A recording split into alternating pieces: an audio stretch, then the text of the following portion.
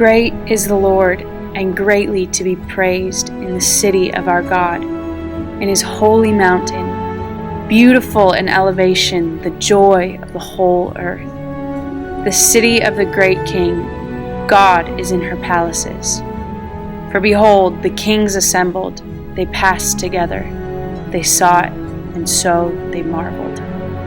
The Lord, through the prophet Ezekiel, revealed in great detail what will cause kings and the inhabitants of the earth to marvel in the age to come. The amazing thing about the context and timing of the Lord's revelation to Ezekiel is that in Ezekiel's day the people of God were displaced from the land God had promised them, and there is no temple in it, for it had been destroyed.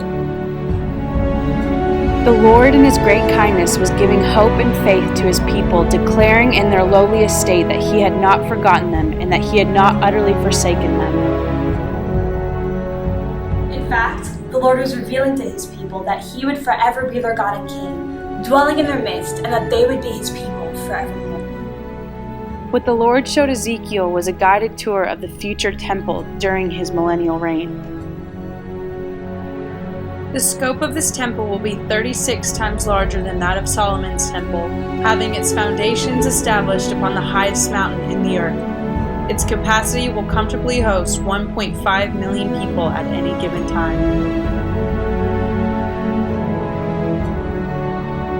One of the premier details at the center of the temple complex is the sacrificial system and its order. These consisted of blood sacrifices from animals, sacrifices of resources, and sacrifices of praise. What we witness in this is that the Lord cares deeply about the manner in which he is regarded and approached and worshipped. And likewise, we are able to further observe from the testimony of Ezekiel the manner in which Jesus will administrate his rule within the temple complex. We see very specific ordinances in place regarding entry into the temple. The only people allowed into the temple will be those who are redeemed. Thus, the unredeemed may never enter the temple. The Millennial Temple will also serve as an economic center, where the trading standards will be established with justice. With commerce at its doorstep, the entire nation will be overflowing with prosperity. It is so exciting to know when the government of the nations rests upon the shoulders of Jesus in his millennial reign, that the economy will be established with God's order, justice, and righteous judgment from that time forth and forevermore. It is clear that there are three primary service roles of ministry in the temple worship system, with the highest honor being ministry to the Lord and then ministry to the people.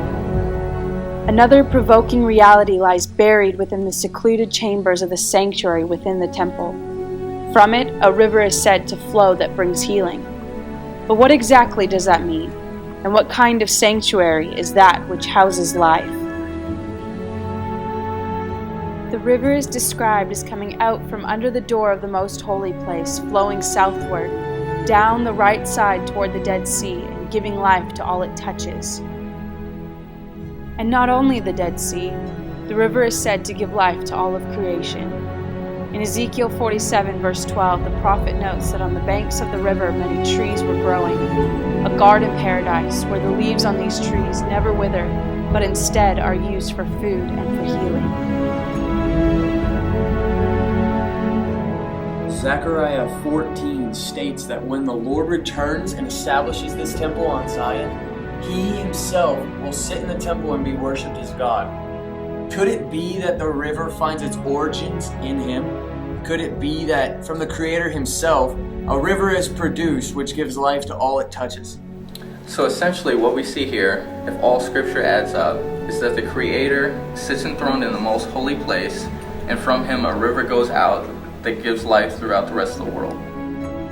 From the scriptures we see the Lord reigning in the midst of the temple and the river of life flowing from his throne, bringing healing to the nations.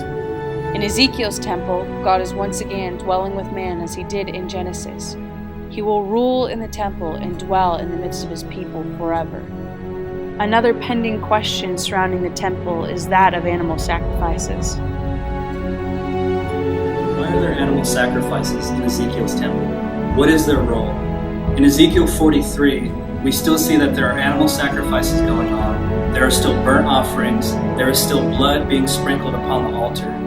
Though the sacrifices do not take away the effects of sin, we still know that they are important to the Lord. What they do, though, is they point back to the reason why there is worship going forth to the man on the throne in Jerusalem.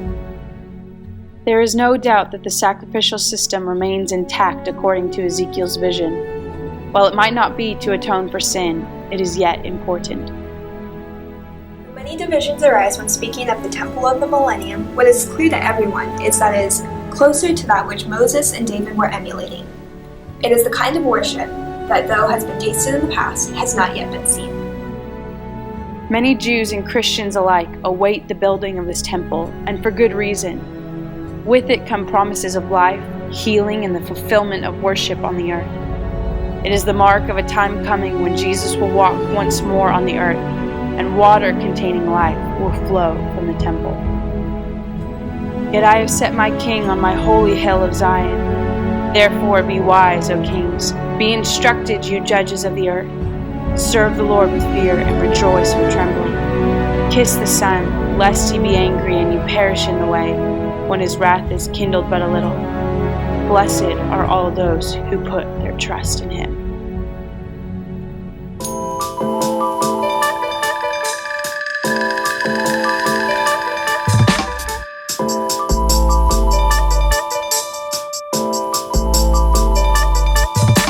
I've always had a strong desire in the pull deep down inside of my heart, like a fire in my soul. I remember days praying with my eyes closed, saying even if they